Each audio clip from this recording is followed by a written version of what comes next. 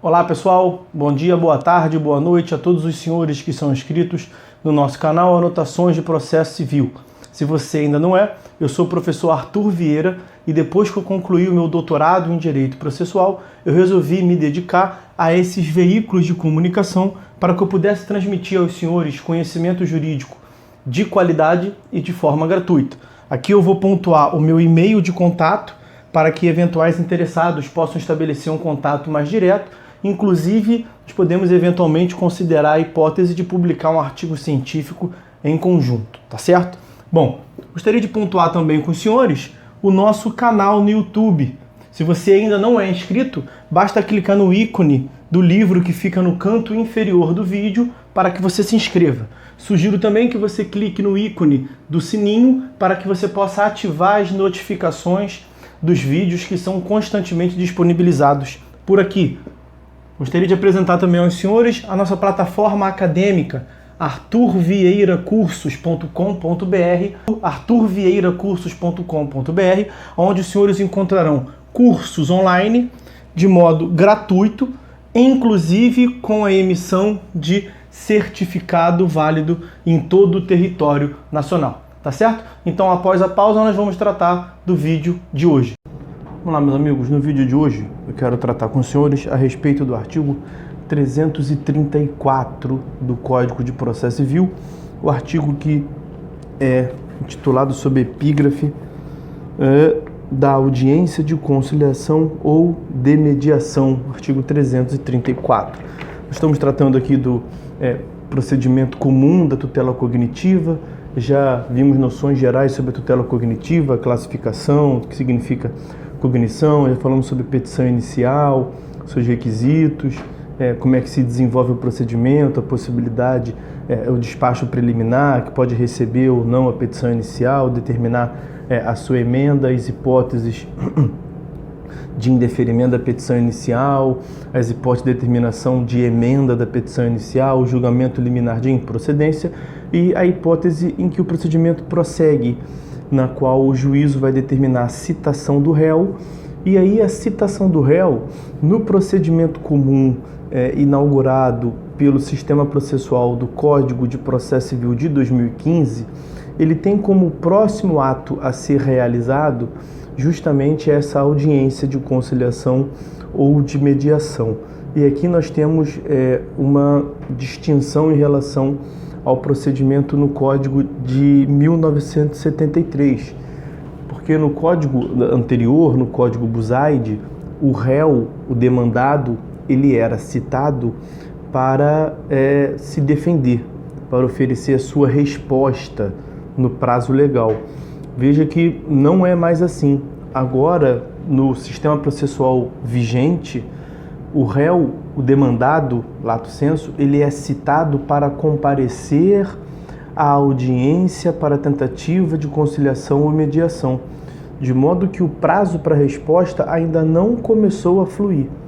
O sistema processual fez isso de maneira propositada, porque a lógica aqui é que o réu não pretenda pensar ainda em se defender, porque o momento processual, isso foi a intenção, vamos assim dizer, do legislador, a mens legis, foi realmente aumentar a chance, a probabilidade de se obter uma autocomposição. Essa é a justificativa teórica desse ato processual que, em larga medida, acabou se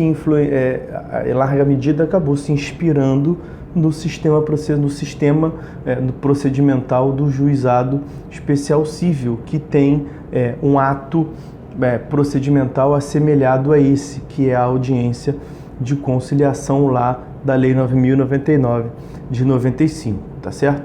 Então, no sistema processual inaugurado com o Código de Processo Civil de 2015, o demandado, o réu, ele é citado não mais para oferecer a sua resposta como era no código anterior, mas ele é citado para comparecer, em regra, na maioria dos casos, nós veremos que tem exceções, mas ele é citado para comparecer a uma audiência para tentativa de conciliação ou mediação.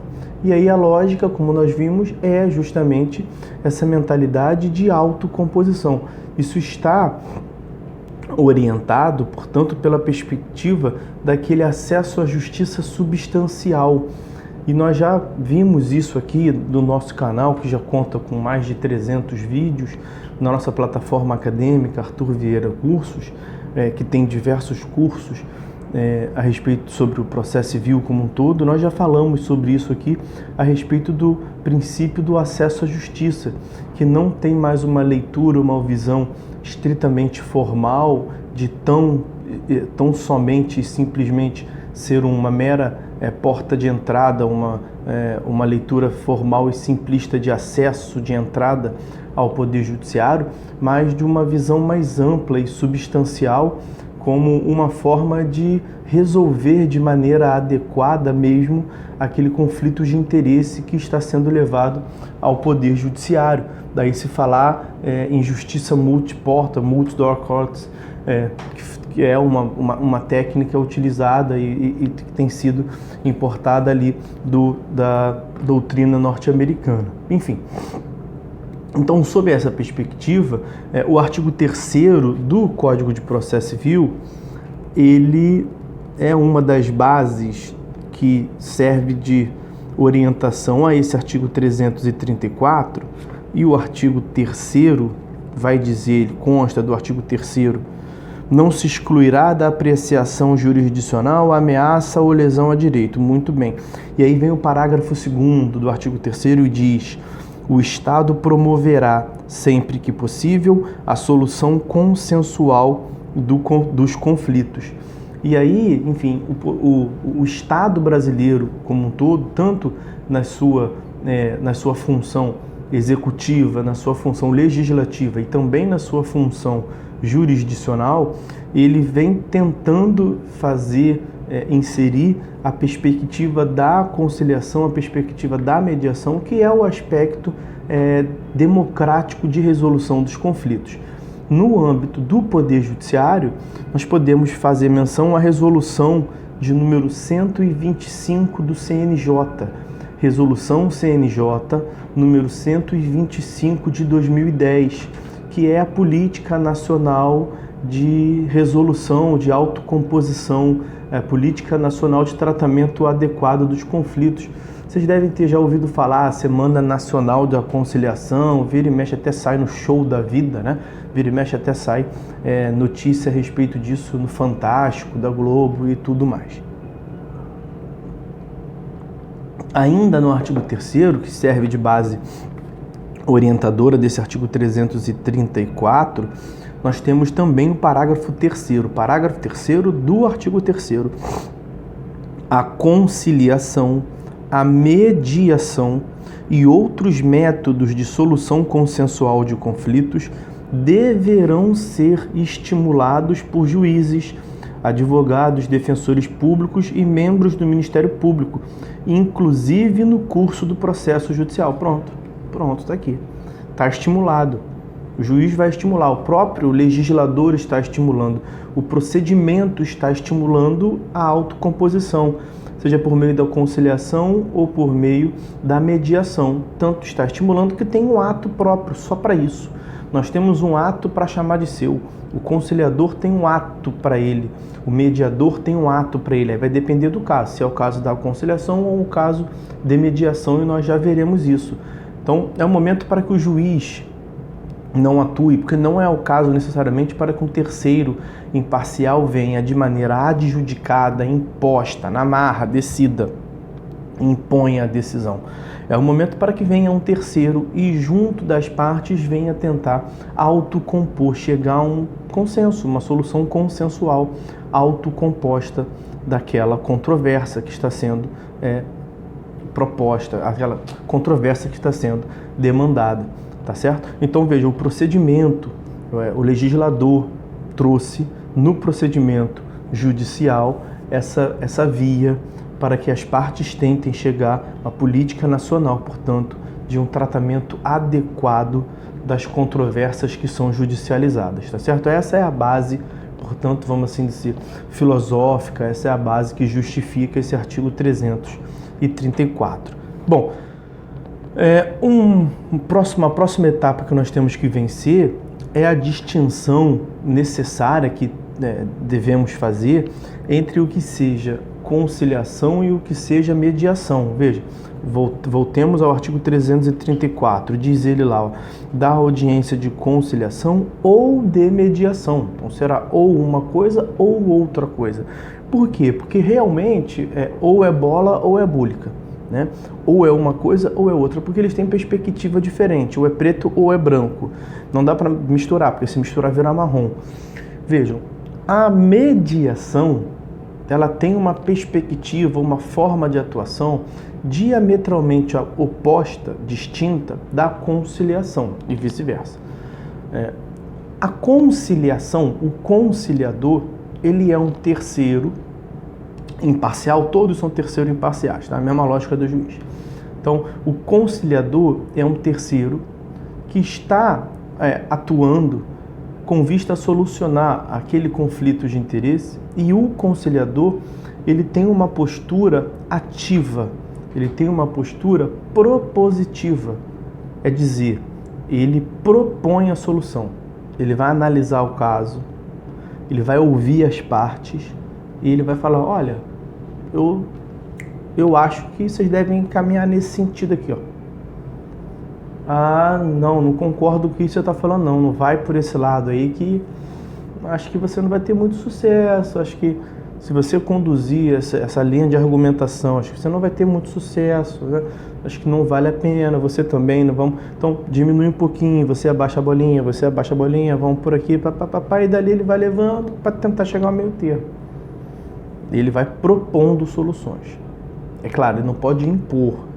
Muitas das vezes a prática mostra que o conciliador também, ele eleva um pouquinho o ego, que é um outro desvio da prática, isso é um equívoco.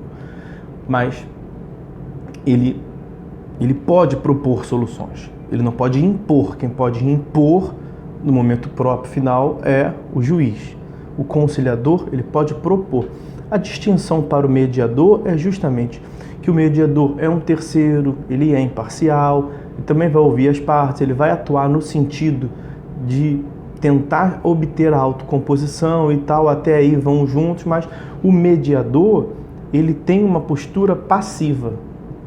O mediador, a doutrina diz, o mediador, ele é um catalisador de emoções. O mediador, ele atua muito mais como um psicólogo. O mediador, ele escuta, o mediador tem uma postura passiva. O mediador, ele não propõe soluções. O mediador, ele fica aparando as arestas. O mediador, a função do mediador é fazer com que as partes cheguem a um consenso.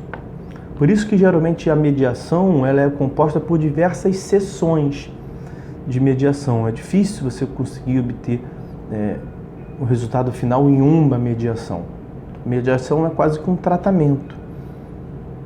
O papel do mediador é um papel próximo, aproximado ao de um psicólogo. O mediador, ele vai cortando as arestas, ele vai fazendo, acho que isso foge ao objeto aqui que nós estamos tratando, mas ele não propõe a solução. Ele vai contornando, ele vai, vamos assim dizer, comendo pelas beiradas, ele vai aparando as arestas, ele vai, para tentar fazer surgir, ele vai dando só umas pinceladas, para tentar fazer surgir, o objetivo dele é fazer surgir na mente das próprias partes a solução da controvérsia. As partes que têm que pescar. Esse é o papel do mediador. Ao passo que no conciliador, o conciliador propõe a solução. Eu vejo que são técnicas totalmente diferentes. A distinção é justamente essa. O que falta para a gente é quando que nós vamos indicar a mediação, quanto que vamos indicar a conciliação. Seguinte, a conciliação, que é essa postura ativa, o conciliador propõe, olha, eu acho que aqui é isso. Nós devemos caminhar nesse sentido. Ele propõe, é claro que as partes podem, a partir da proposição dele, tentar puxar um pouquinho a corda para lá, para cá, mas essa postura ativa do conciliador, ela é justificada por quê? Porque não existe entre aquelas partes que estão diante dele, o conciliador, um vínculo prévio. Você imagine, as partes que estão diante do conciliador, elas nunca se viram antes, estão demandando ali porque houve um acidente de trânsito, provavelmente elas nunca voltarão a se ver. Você imagina que a parte autora mora na comarca X a 300 quilômetros de distância do juízo, está passando férias. Não vou, em tempos de internet, não vou ficar citando comarcas para não ser injustos com um com o outro. A comarca, o réu mora na comarca Y, também a 600 quilômetros de distância, no outro sentido, também está passando férias na comarca do juízo. Tiveram um azar, o infortúnio de colidir e demandaram, tá? Alugaram o carro, estão ali demandando para nenhuma das duas suportarem o prejuízo. E aí? Nunca se viram antes, nunca mais, estão no juizado, estão no juízo comum, nunca mais se verão, nunca mais se verão. A conciliação, inegavelmente a conciliação, problema nenhum. O conciliador pode propor a solução. É caso próprio de conciliação. Ele pode propor, ele não tem que ter dedo, tato. É uma demanda civil, indenizatória, de pecúnia, não tem problema nenhum. Ali não tem maiores preocupações. Então ele pode propor. Agora vamos para a mediação. Por que na mediação nós temos maiores preocupações e o terceiro, que é o mediador, ele não propõe? Porque tem um vínculo afetivo entre as partes. Tem um vínculo que une as partes, daí a preocupação, une, por isso que as próprias partes têm que pescar, porque tem um vínculo entre as partes, não necessariamente um vínculo afetivo, pode ser que tenha um vínculo afetivo, mas tem um vínculo que une as partes estão com um problema momentâneo, muitas das vezes é um problema, pode ser grave, isso não retira a gravidade do problema, mas as partes podem se odiar, pode ser algo sério, grave, mas elas continuarão a ter vínculo jurídico. E elas mesmo se odiando, elas têm que aprender a conviver, a se dar. Você imagina, ex-marido, ex-mulher, extinção de matrimônio, extinção de união estável, que tem filho em comum. Mediação. Demandas de família, caso de mediação. Até demanda de vizinhança. A não ser que uma das partes tenha dinheiro, condição de se mudar, serão para sempre vizinhos. A gente tem que aprender a conviver. Não adianta vir um conciliador e propor solução. Tem casos que não adianta você tentar tratar com celeridade, ser rápido. Não adianta. Resolveu aquele caso rápido? Propôs solução, julgou e tal. Sabe o que vai acontecer? Semana seguinte tem outro processo. As partes ficam provocando o processo e vira bola de neve. Acaba gerando um círculo vicioso. Então essa é a lógica. Maiores considerações sobre conciliação e mediação, e aí nós voltaremos a tratar aqui de conciliação, conciliador e mediador com maior vagar em outro momento, em outro vídeo, em outro curso, em outro momento do curso, quando da análise dos auxiliares do juízo, tá? Mas aí, bom, para quem quiser aprofundar lá, artigo 165, que diz assim, o caput: os tribunais criarão centros judiciários de solução consensual de conflitos, responsáveis pela realização de sessões e audiências de conciliação e mediação e pelo desenvolvimento de programas destinados a auxiliar, orientar e estimular a autocomposição. 165 caput. Aí, olha lá. Parágrafo 2º. Parágrafo 2º vai falar do conciliador. E o parágrafo 3º vai falar do mediador, distinguindo-os. Olha o parágrafo 2º. O conciliador, que atuará preferencialmente nos casos em que não houver vínculo anterior entre as partes, poderá sugerir soluções para o litígio, sendo vedada a utilização de qualquer tipo de constrangimento ou intimidação para que as partes conciliem. Olha que maravilha. Parágrafo 3º. O mediador, que atuará preferencialmente nos casos em que houver vínculo anterior entre as partes, auxiliará aos interessados a compreender as questões e os interesses em conflito, de modo que eles possam, pelo reestabelecimento da comunicação, identificar por si próprios soluções consensuais que gerem benefícios mútuos. Então, olha lá, sobre o mediador. O mediador atua nos casos em que há vínculo anterior entre as partes. Causas de família, como eu disse, causas de vizinhança, muitas vezes causas de trabalho. O mediador, ele auxilia os interessados a compreender as questões do conflito. Ele não propõe solução. Ele auxilia as partes a compreender. Ele faz com que as partes percebam. De modo a que elas possam, pelo restabelecimento da comunicação, ele faz com que as partes voltem a conversar. Elas mesmo possam, pelo restabelecimento da comunicação, identificar por si próprios, elas, por si próprias, possam identificar soluções consensuais. Então vejam a distinção entre a mediação e a conciliação, como eu vinha falando para vocês, tá certo?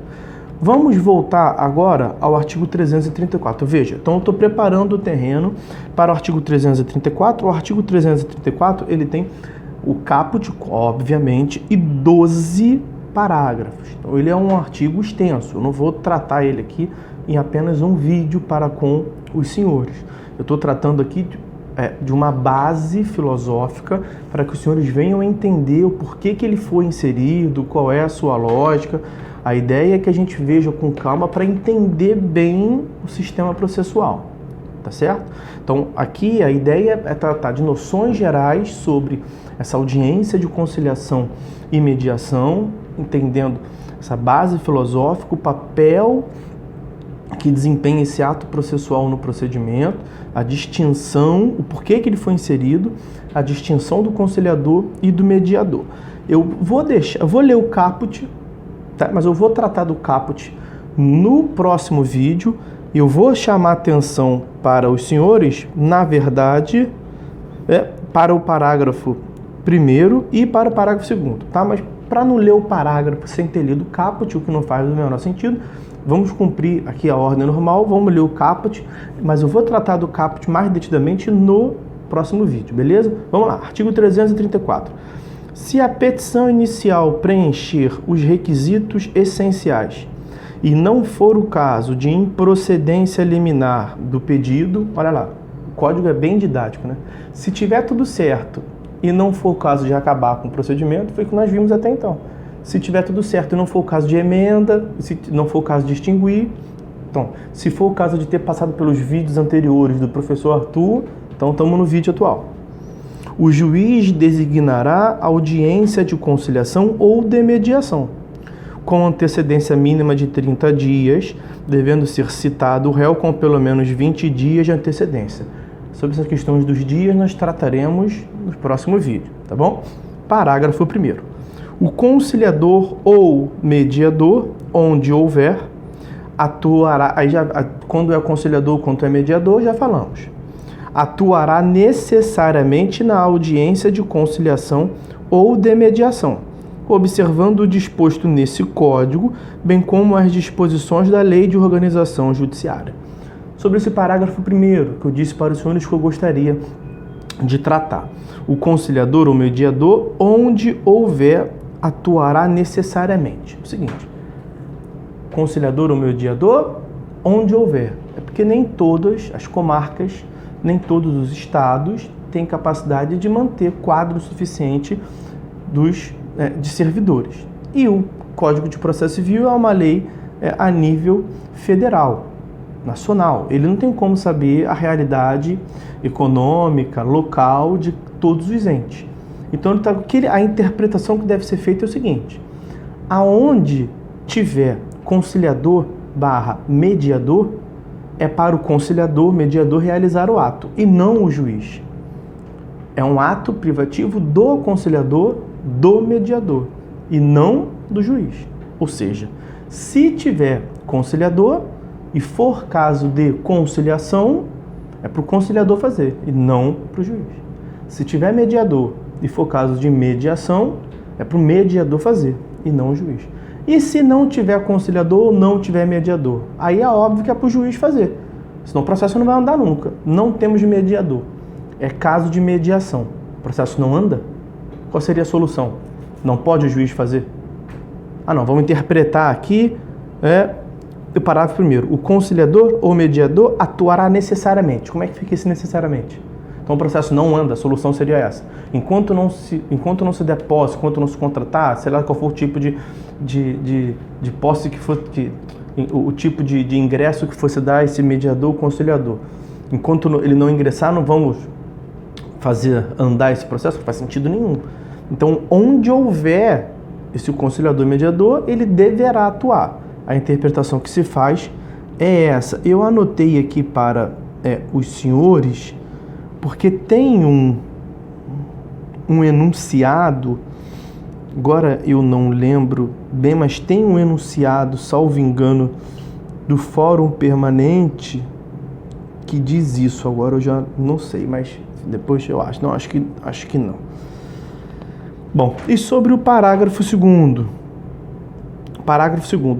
Poderá haver mais de uma sessão destinada à conciliação e à mediação, não podendo exceder a 2 meses da data de realização da primeira sessão, desde que necessárias à composição das partes.